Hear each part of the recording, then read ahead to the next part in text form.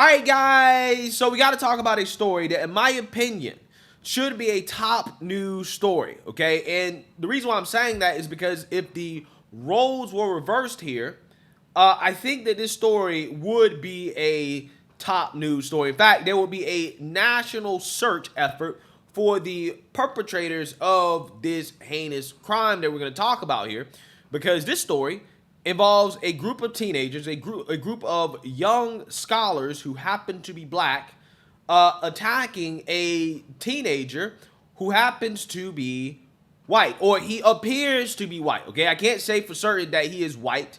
Okay, I'm not even trying to say that there's a race angle here in regards to this being done or being done because it was racially motivated. I'm simply just pointing out the hypocrisy of the media when it comes to covering these types of stories, as again, it appears that 5 to 6 young black teenagers, young black scholars, jumped and beat up a young white teenager, or what appears to be a young white teenager. We don't know if he's white for sure, because they wanted his Yeezy slides. Okay, they were trying to literally steal the shoes off of his feet, and now they're on the run because police are looking for these suspects. So I want to talk about this story because, again, if the roles were reversed here racially, again, there will be a national search effort for these teens who committed this heinous act. So I want to talk about it, but I have to give you guys a disclaimer here. The video footage of this incident is extremely disturbing. It's going to be in the news clip that I'm going to play. So I have to take it out. The reason why I have to take it out is because YouTube will age restrict my video if I don't censor the fight. Okay, so if you guys want to see it uncensored, you can follow me on Rumble, where again there's less censorship.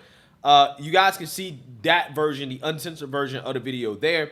But in this YouTube video, the video on YouTube, I have to censor out the fight because it's too graphic for YouTube. So I want to get into it. But before I get into it, we have to have a word from the sponsor of this video, Noble Gold.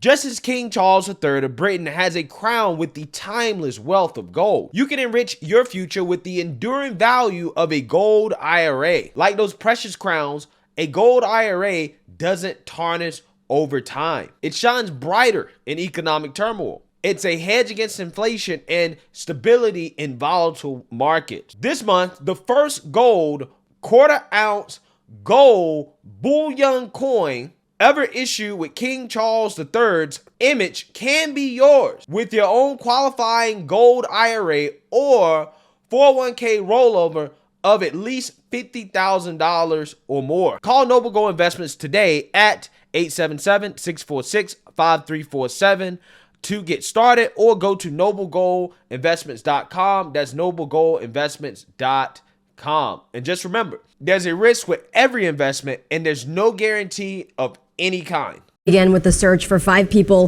who brutally attacked a defenseless teen in Delaware County. Investigators have video of the crime unfolding, and it's already led to 1 arrest. Action News reporter Taronda Thomas joining us live at Haverford Township Police Department in Havertown. And Taronda, this video is just incredibly disturbing.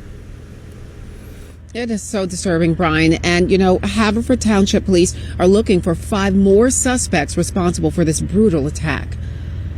They are punching, kicking, and beating on this kid when he's laying on the ground defenseless. The video is hard to watch. A 15-year-old boy attacked by 6 people. Police say it happened at 9:15 Monday night in the 100 block of Glen Arbor Road in Havertown. The victim had gone there to play basketball, not expecting to get jumped. He apparently ran to the neighbor's house and was banging on the neighbor's door, asking for help. That neighbor called 911. Unlike any of the teen spectators, you can see them in the video, all apparently recording. It's kind of disturbing that these other individuals were standing around just filming, this poor kid on the ground. One of those recordings ended up being the key piece of evidence. One of the kids filming it apparently put it up on social media, and we were able to get that video off of social media. All of the suspects believed to be between 14 and 17 years old. Police have arrested one of them. They're facing at least aggravated assault, robbery, and other related offenses. That teen suspect was in possession of the victim's shoes, a pair of Yeezy slides that police say the attackers may have been after. Those shoes can cost up to around $300. In that video, the victim screams to the attackers to just take the shoes, but they continued to chase and punch him. One neighbor who didn't want to go on camera says juveniles have been causing problems in the area for a while. We have increased patrols in the park. Officers advise parents to know where their children are as they continue to look for these teen attackers. We're looking for 5 other individuals. We were able to identify 2 so far, and we're confident we'll identify the other 4. Now, that boy who was attacked is doing okay physically. I talked to his mom today, and she's understandably still too shaken up to go on camera, but she says she is pleased that Haverford Township police are investigating this matter. She's disheartened, though, that kids would record her son being attacked. Police say, parents, it's a good time to talk to your children and let them know if they ever see anything like this happening. Instead of using that phone to record, use it to call 911. If you recognize any of those suspects, please give Haverford Township Police a call. In Havertown, Taronda Thomas, Channel 6 Action News. Yeah, so you seen that, you heard that. Here's the thing. Again, based off the video, and I know it's hard for you guys who are watching the YouTube censored version of this video to be able to tell what the actual skin color or race of these individuals are. And the only reason I'm bringing it up is not because I think that this happened because of race. I don't think that this is a hate crime. I'm just pointing out the hypocrisy here of what would happen if you had a video of what appeared to be 5 to 6 white teenagers beating up and jumping a black young teenager, a black 15, 14-year-old boy. And they were on the loose, right? The police were looking for him. How do you think that the mainstream level media would be reacting?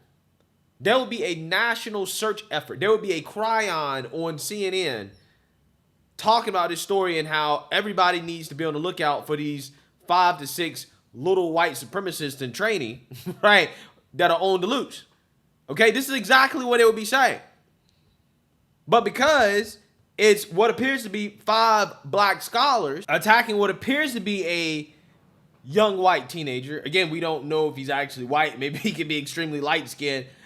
I mean, probably at that point, he'd be more white than black. But I'm just saying, what appears to be a white teenager, this will not make national news, right? It may have an article on CNN.com or MSNBC.com, but it's not one of those things where they're going to have a whole segment where they talk about, is there a problem with race in this country, right? Is there a problem when we have black teenagers out here beating up white teenagers, right? Are white people under attack by blacks, right? They're never going to have that conversation. But again, if it was the other way around, they'd be having that conversation. They'd be talking about, well, black people under attack by whites, right? Even though statistically, right, we're talking about crime statistics here. That's not a thing, right? That's simply not a thing. But they would be asking the question anyways. They'd be saying, well, black people under attack by whites.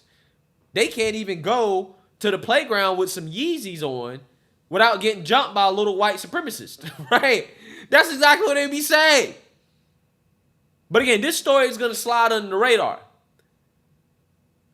Again, there's a couple angles here. It's the hypocrisy of how, because of the racist, this won't get covered. And then you also have the issue of, once again, we have 5 black scholars or black scholars committing heinous acts of crime that people don't want to address and talk about. People don't want to talk about that issue in this country when it's clearly a huge issue. Teenagers in this country are out of control. They are agents of chaos in these liberal cities. They're agents of chaos in these suburbs. And nobody wants to talk about it. Nobody wants to say, hey, do we have a youth problem? Right? We have a youth problem.